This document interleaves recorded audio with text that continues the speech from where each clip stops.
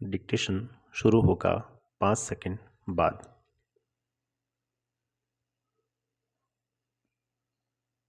यह वाद Maruti Suzuki limited के मनेसर स्थित फैक्ट्री में कामगारों द्वारा लाठी पत्थरों से लैस होकर तोड़फोड़ करने के संबंध में था। लगभग 186 अभियुक्तों ने कंपनी की खिड़कियों दरवाजों के कांच फोड़ते हुए वहां कार्यरत अधिकारियों को धमकाकर उनके साथ हाथापाई की तथा मानव संसाधन विभाग के महाप्रबंधक अविनाश देव को जिंदा जला दिया। इस घटना की प्राथमिकी मनेसर पुलिस थाने में दायर की गई थी। अन्वेषण पूर्ण होने के पश्चात 148 कामगारों के विरुद्ध दंड संहिता की विभिन्न धाराओं के अपराधों के लिए आरोप पत्र फाइल किया गया। दंड प्रक्रिया संहिता की धारा 313 के अंतर्गत अभियुक्तों के बयानों का अभिलेखन दिनांक 13 अप्रैल 2015 को पूर्ण हुआ।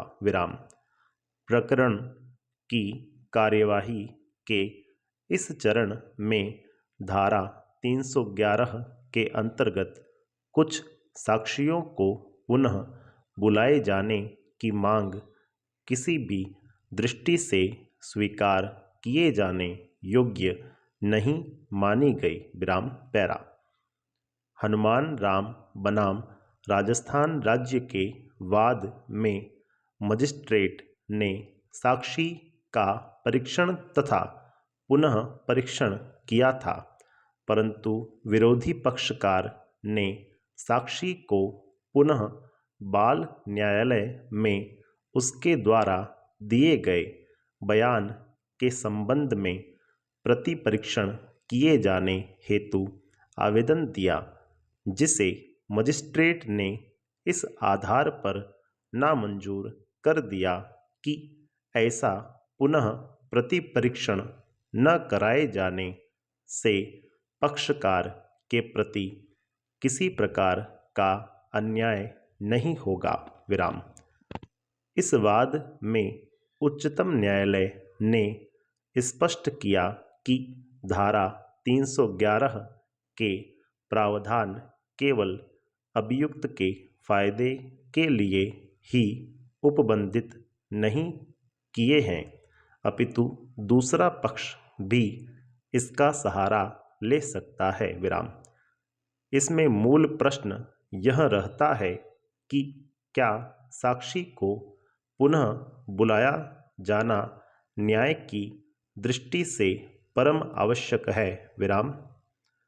उच्चतम न्यायालय ने मनन शेख एवं अन्य बनाम पश्चिम बंगाल राज्य एवं अन्य के वाद में पुनः दोहराया कि धारा 311 के अंतर्गत न्यायालय को बृहद शक्तियां प्राप्त हैं।